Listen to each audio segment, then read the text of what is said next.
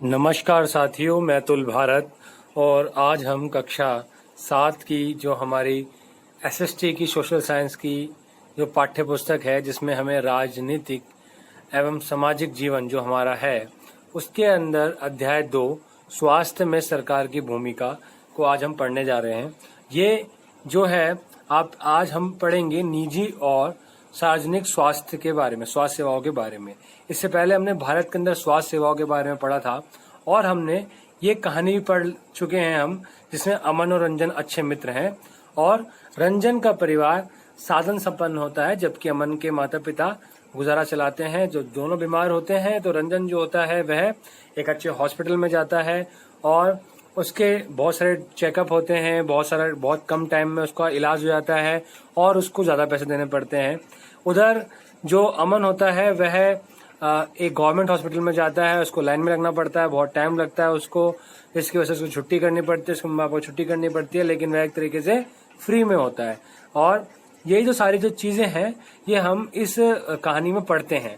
और भारत के अंदर स्वास्थ्य सेवाएं जो थी, इसके अंदर हम विभिन्न प्रकार की स्वास्थ्य सेवाओं के बारे में बात कर रहे थे और हम ये देख रहे थे कि संसार भर में भारत में सर्वाधिक चिकित्सा महाविद्यालय मतलब मेडिकल जो कॉलेज हैं वो भारत में सबसे ज्यादा है और यहाँ सबसे अधिक डॉक्टर तैयार किए जाते हैं।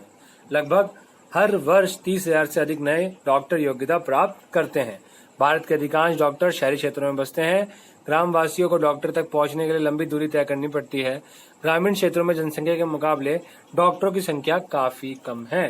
ये हम सबने पढ़ा था। हमने ये पढ़ा था कि 1950 में भारत में केवल 2700 हॉस्पिटल थे, जो कि 1991 में 11,000 हो गए और 2017 में इनकी संख्या 23,583 मतलब 23,500 हॉस्पिटल्स हमारे भारत में हो गए थे। और भारत में करीब 5 लाख लोग प्रतिवर्ष टीबी से मर जाते हैं। स्वतंत्रता प्राप्ति के बाद मतलब आजादी के बाद भी अब तक इस संख्या में कोई परिवर्तन नहीं हुआ है। हर वर्ष मलेरिया के लगभग 20 लाख मामलों की रिपोर्ट प्राप्त होती है। यह संख्या कम नहीं होती है। तो हमने ये सारी स्वास्थ्य सेवाओं के बारे में भारत में पढ़ा था और हम फटाफट रिवीजन भी कर रहे हैं ताकि आपको पता भी लग रहा है। अगर आपने पहले वाली वीडियो नहीं देखी है तो आप जरूर देख लीजिएगा, उसका लिंक डिस्क्रिप्शन बॉक्स में डाल दिया जाएगा और आप चैनल को सब्सक्राइब जरूर कर दीजिएगा ताकि आप हमसे जुड़ी हुई सारी वीडियोस देख सकें। तो और सामाजिक विज्ञान की जो अन्य हमारी किताबें हैं, जिसमें पृथ्वी, हमारा आवास भूगोल जो 6 क्लास में है और हमारा पर्यावरण जो कक्षा 7 की भूगोल की पाठ्य पुस्तक है, इन सब के क्वेश्चन आंसर सेट हमने ऑलरेडी कर रखे हैं।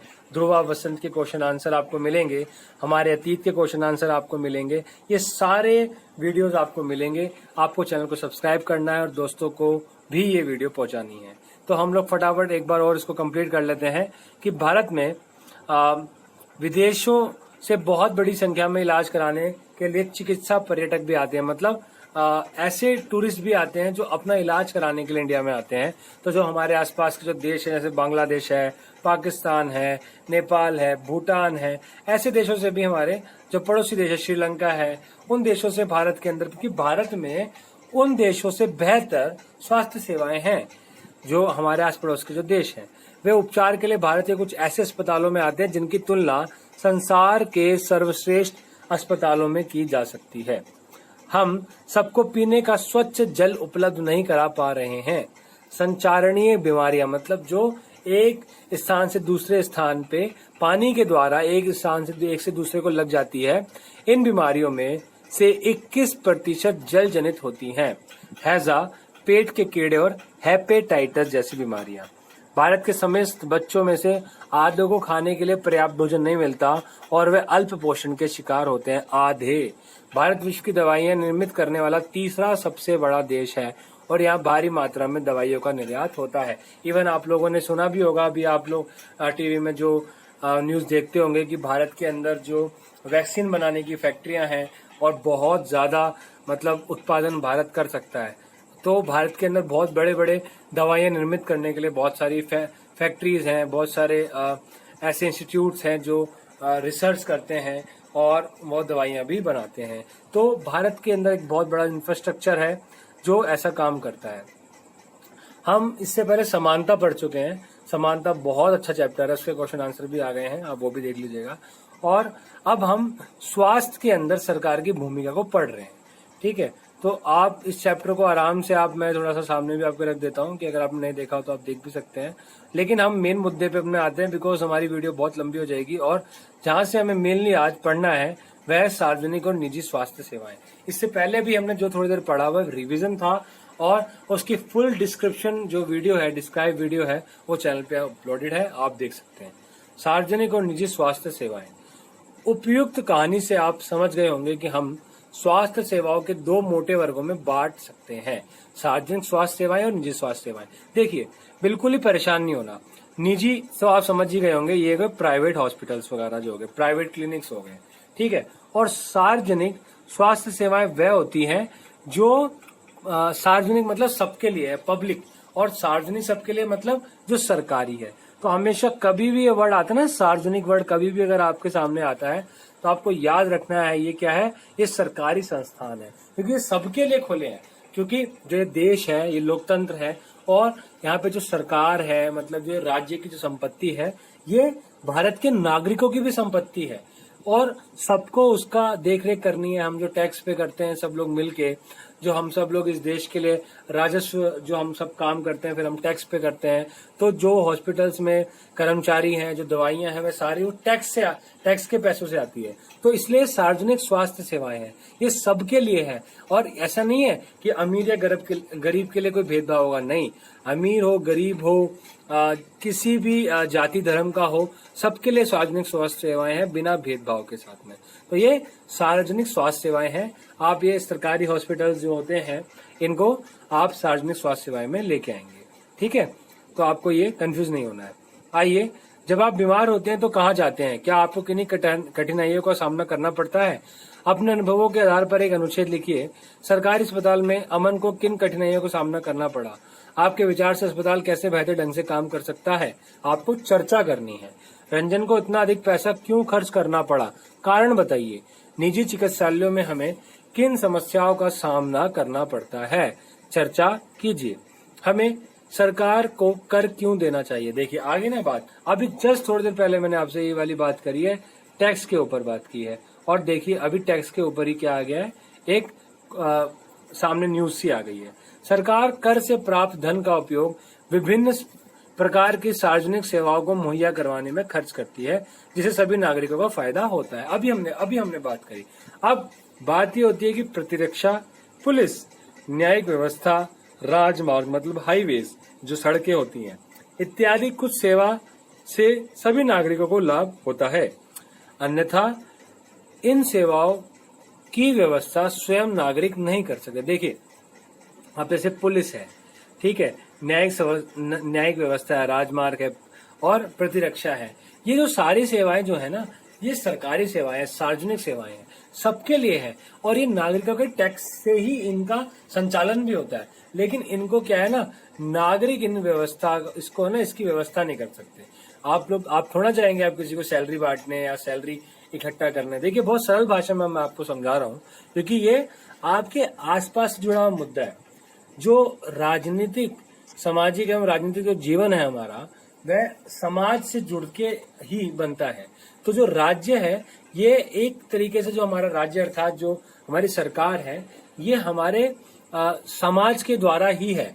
मतलब हम समाज में रहते हैं सब लोग, और समाज में इतने सारे लोग रहते हैं सामूहिक रूप से, तो वह वोट डालते हैं, सरकार निर्मित करते हैं। उसके अंदर विभिन्न प्रकार के लोग जो होते हैं वो चयनित होते हैं, चुने जाते हैं उनकी काबिलियत के आधार पर, फिर वे लोग काम करते हैं, तो बाकी नागरिक अपना कार्य करते हैं।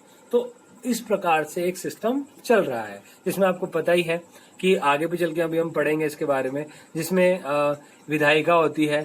ठीक है, विधायिका आपको पता है कि लेजिस्लेटिव होती है, उसके बाद में कार्यपालिका होता है, एग्जीक्यूटिव होती है और जुडिशरी होती है। ठीक है, तो इन तीनों का क्या होता है, आपस में संबंध है और ये तीनों ही इस देश को चलाती है। ये कानून बनाता है, एक कानूनों का जो क्रियान्वयन करता है, और एक जो है उन पे निगरानी रखता है। अगर कोई गलत कर रहा है तो उसको वह बताता है। तो करों से ही कुछ विकासात्मक कार्यक्रम एवं सेवाएं उपलब्ध होती है, जैसे शिक्षा, स्वास्थ्य, रोजगार, सामाजिक कल्याण, व्यावसायिक प्रशिक्षण इत्यादि, जिनसे जरूरतमंद नागरिकों को लाभ मिलते हैं।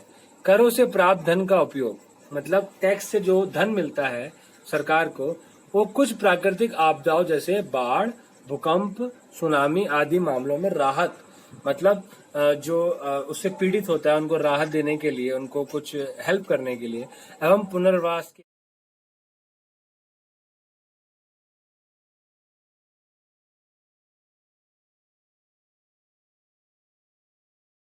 मतलब जो उनका घर तबाह हो गया उनका दोबारा घर बसाने के लिए, एक जगह से दूसरी जगह लेके जाने के लिए भी किया जाता है।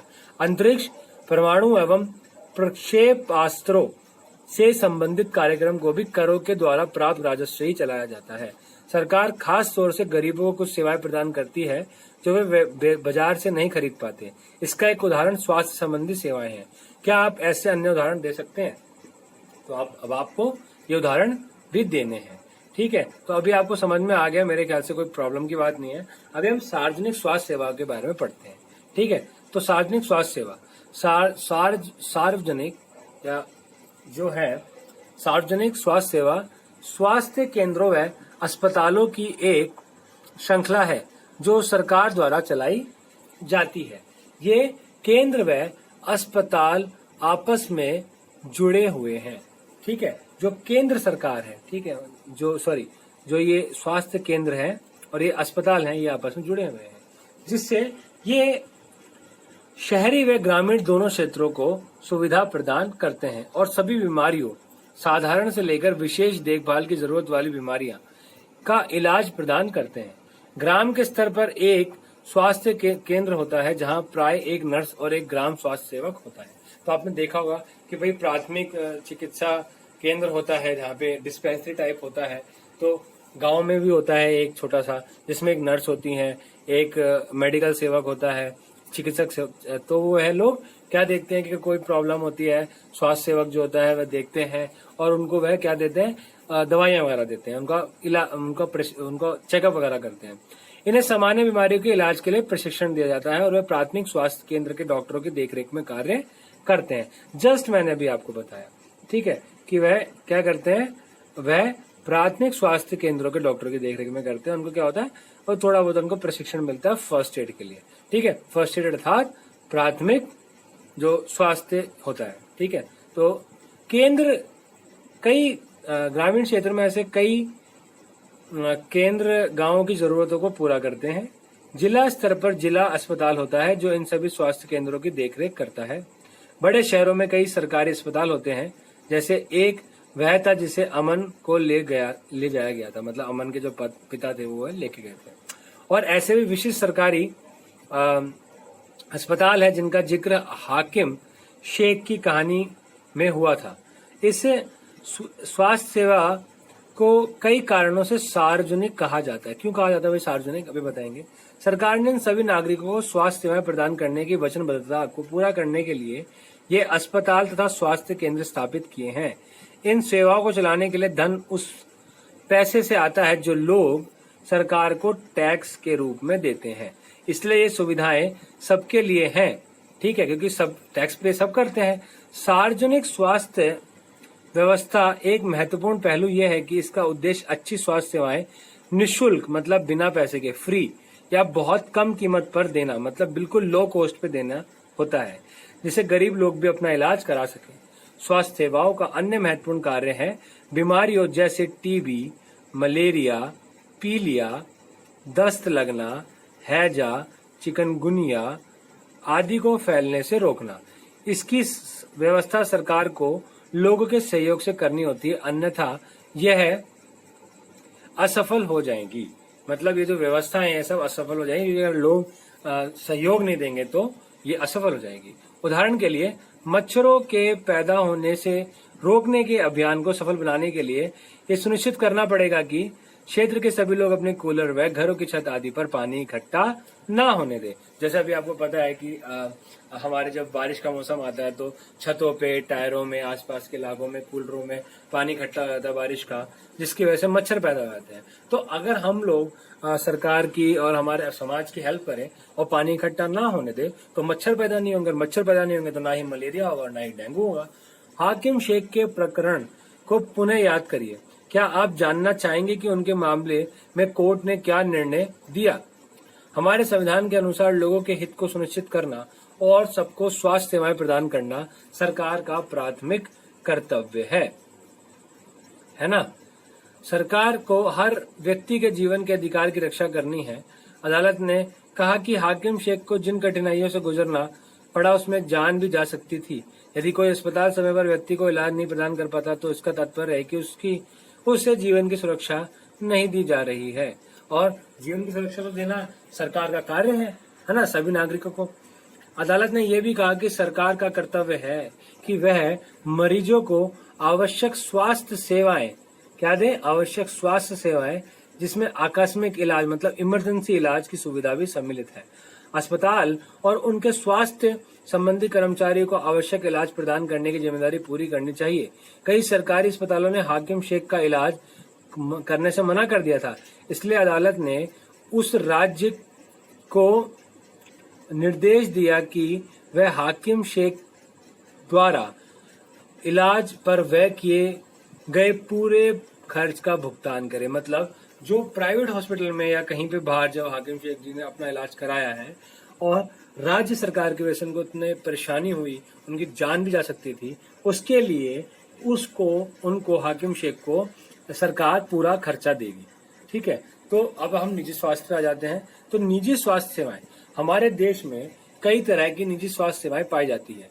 बड़ी संख्या में डॉक्टर अपने निजी दवाखाने चलाते हैं। मैंने अभी थोड़ी देर पहले आपको बताया था, जो डिस्पेंसरियां होती है, प्राइवेट क्लिनिक्स होते हैं, जो प्राइवेट डिस्पेंसरी, प्राइवेट क्लिनिक्स जो होते हैं, ठीक है, प्राइवेट हॉस्पिटल जो होते हैं, तो वह प्राइवेट होते हैं, उनमें कोई सरकार का वो नहीं होता है। मतलब आपको फीस देनी पड़ेगी, जो डॉक्टर बोलेगा, जो हर किसी की अपनी फीस होती है। बड़े डॉक्टर की थोड़ी ज्यादा होती है, थोड़ी कम भी होती है। ग्रामीण क्षेत्रों में पंजीकृत चिकित्सा व्यवसायी RMP मिल जाते हैं। ठीक है, शहरी क्षेत्रों में बड़ी संख्या में डॉक्टर हैं, जिनमें से बहुत से विशेषज्ञ की सेवाएं प्रदान करते हैं, मतलब स्पेशलिस्ट होते हैं। ठीक है, जैसे हड्डियों के स्पेशलिस्ट होते हैं, क्या कहते हैं, किसी विशेष चीज के जो स्पेशलिस्ट होते हैं, हार्ट के स्पेशलिस्ट होते हैं, ठीक है, लंग्स के स्पेशलिस्ट होते हैं। निजी रूप से चलाए जा रहे अस्पताल व नर्सिंग होम भी हैं।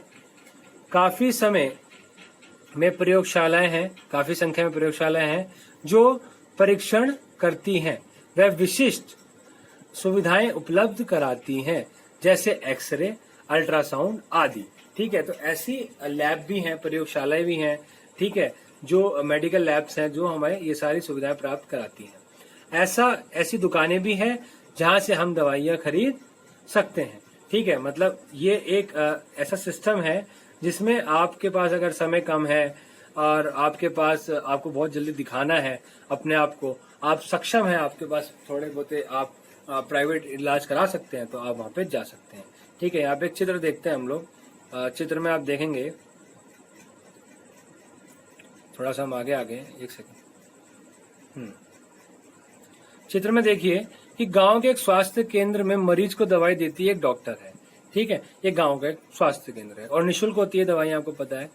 एक सरकारी अस्पताल में अपने बीमार बच्चे के साथ एक औरत। यूनिसेफ के अनुसार हर साल 10 लाख बच्चे ऐसे संक्रमणों से मर जाते हैं जिन्हें रोक पाना संभव है। मतलब इनको रोक पाया जा सकता है, रोक सकते हैं ऐसे बीमारियों को, संक्रमणों को, लेकिन तब भी वह क्या होता है, 10 लाख ऐसे बच्चे हैं जो मर जाते हैं पूरे विश्व में। ठीक है, किन किन अर्थों में सार्वजनिक स्वास्थ्य व्यवस्था सबके लिए उपलब्ध एक सेवा है, ये आपको बताना है। ठीक है, कुछ प्राथमिक स्वास्थ्य केंद्रों अथवा अस्पतालों की सूची बनाइए जो आपके घर के पास है।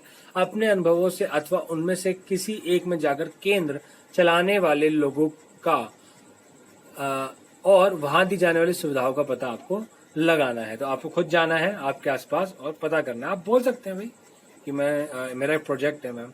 ठीक है, तो जैसा कि इनके नाम से ज्ञात होता है कि निजी स्वास्थ्य सेवाओं पर सरकार का स्वामित्व अथवा नियंत्रण नहीं होता। मतलब सरकार उसकी मालिक नहीं है, सरकार उसके ऊपर कोई नियंत्रण नहीं रख सकती है। मतलब रखती तो है, एक अलग तरीके से रखती है, बट डायरेक्ट उसके ऊपर कोई नियंत्रण, कोई कंट्रोल नहीं होता है, कोई रूल नहीं होते हैं। मतलब वो अपनी फीस रखते हैं, कोई ज्यादा है कोई महंगी है, मतलब वो फिक्स एक अलग तरीके से करती है, गवर्नमेंट करती है, लेकिन वो सिर्फ बहुत अप्रत्यक्ष तौर पर करती है कि वो शोषण ना कर पाए आम लोगों का। सार्वजनिक स्वास्थ्य, लेकिन उसमें आप ये देखेंगे जैसे बहुत बड़े बड़े हॉस्पिटल्स हैं, प्राइवेट हॉस्पिटल्स हैं, मैं नाम नहीं ले सकता, लेकिन आपके घर के आसपास कोई होंगे, आपको खुद पता होगा, आप उस हॉस्पिटल का नाम लिख सकते हैं वीडियो के कमेंट बॉक्स में। मुझे पता लगेगा कि आप कितने नॉलेजेबल हैं, आप कितना देखते हैं अपने आसपास के इलाके को। तो इसमें जो चीजें हैं वो ये है कहने की बात कि आपके आसपास के जो हॉस्पिटल्स हैं, आप देखेंगे कि उनकी फीस अलग अलग है, हर किसी की एक जैसी नहीं है। किसी की फीस बहुत ज्यादा है, किसी की फीस थोड़ी कम है, किसी की फीस थोड़ी मीडियम है। तो अब सबका अपना अपना हुआ है, तो सरकार उन पर नियंत्रण नहीं रख सकती है, स्वामित्व नहीं है उनके, ठीक है, क्योंकि वह उसकी मालिक नहीं है सरकार। और सार्वजनिक स्वास्थ्य सेवाओं के विपरीत इन निजी स्वास्थ्य सेवाओं संस्थाओं में मरीजों को हर सेवाओं के लिए बहुत धन व्यय करना पड़ता है, मतलब बहुत पैसा खर्च करना पड़ता है। किसमें? निजी स्वास्थ्य सेवाओं में, ठीक है। आज निजी स्वास्थ्य सेवाएं चारों ओर दिखाई देती है। अब तो बड़ी बड़ी कंपनियां अस्पताल भी चलाती हैं। कुछ कंपनियां दवाइयों को बनाने और बेचने में लगी है। शहरों को कोने कोने में दवाइयों की दुकानें देखी जा सकती है। स्वास्थ्य सेवा और समानता, क्या सबके लिए पर्याप्त सेवाएं उपलब्ध हैं? तो हम लोग एक काम करते हैं कि स्वास्थ्य सेवा और समानता, क्या सबके लिए पर्याप्त स्वास्थ्य सेवाएं उपलब्ध हैं? ये हम जो है इसको हम नेक्स्ट वीडियो में कवर करेंगे। अभी तक के लिए हम इसी को सार्वजनिक और निजी स्वास्थ्य को करेंगे और हम नेक्स्ट वीडियो में इस पूरे चैप्टर को कंप्लीट कर देंगे और इसके बाद फिर हम इंपॉर्टेंट क्वेश्चन आंसर भी लगाएंगे। तो मैं आशा करता हूं कि आपको वीडियो बहुत अच्छी लगी होगी, आप समझ पाए होंगे कि क्या है सार्वजनिक स्वास्थ्य सेवाएं और निजी स्वास्थ्य सेवाएं क्या है। तो आप उसको देख पाएंगे कि सार्वजनिक जो है वह फ्री है, निजी जो है वह खर्चीली है, उसमें धन ज्यादा खर्च करना पड़ता है, लेकिन आपके आसपास काफी सारे हॉस्पिटल मिल जाएंगे, आपको क्लिनिक मिल जाएगी, आपको केमिस्ट की शॉप मिल जाएगी, और हॉस्पिटल्स में आपको लंबी लंबी लाइन में लगना पड़ता है सरकारी हॉस्पिटल में जो सार्वजनिक स्वास्थ्य सेवाएं हैं। तो और लेकिन वहाँ पे चीजें फ्री मिलती हैं। तो ये जो चीजें हैं ये आपको पता लगेगा। और सार्वजनिक स्वास्थ्य सेवाओं को हमारे भारत के नागरिकों द्वारा ही एक तरीके से जो वो टैक्स पे करते हैं उसके द्वारा वह चलाई जाती है। तो ये आपको सारी चीजें इस चैप्टर में देखने को मिली। मुझे लगता है कि आपको बहुत कुछ समझ में आया होगा और आप बहुत अच्छे से घर पे होंगे, पढ़ रहे होंगे। कृपया करके अपना ध्यान रखिए सब लोग, और अपने स्वास्थ्य का, अपने घर वालों के स्वास्थ्य का, जब भी आप घर से बाहर निकले मास्क जरूर पहनिए, अपने आप को स्वस्थ रखिए, अपने आप को साफ सुथरा रखिए, अच्छा खाना खाइए और थोड़ा सा एक्सरसाइज कीजिए, थोड़ा मेडिटेशन कीजिए और घर में हमेशा रेगुलरली पढ़ते रहिए। हमारी सारी वीडियोस देखिए, आपको बहुत फायदा होगा इन सारी वीडियोस देख के। एक छोटा सा मैसेज वीडियो के एंड में आपके लिए होगा जो मेडिटेशन से रिलेटेड है, और मेडिटेशन करने से आपकी जो पढ़ाई होगी वह बहुत अच्छी हो जाएगी। तो उसके लिए एक अभी छोटा सा मैसेज आपके लिए होगा और वो आपको स्क्रीन पे दिखाई भी देगा थोड़ी देर में। तो आप वो वीडियो आप देखिएगा और बहुत सारे लिंक आपको डिस्क्रिप्शन बॉक्स में मिलेंगे जो आपके लिए हेल्पफुल होंगे, आप उनको भी देखिएगा। ये मैसेज आपके लिए।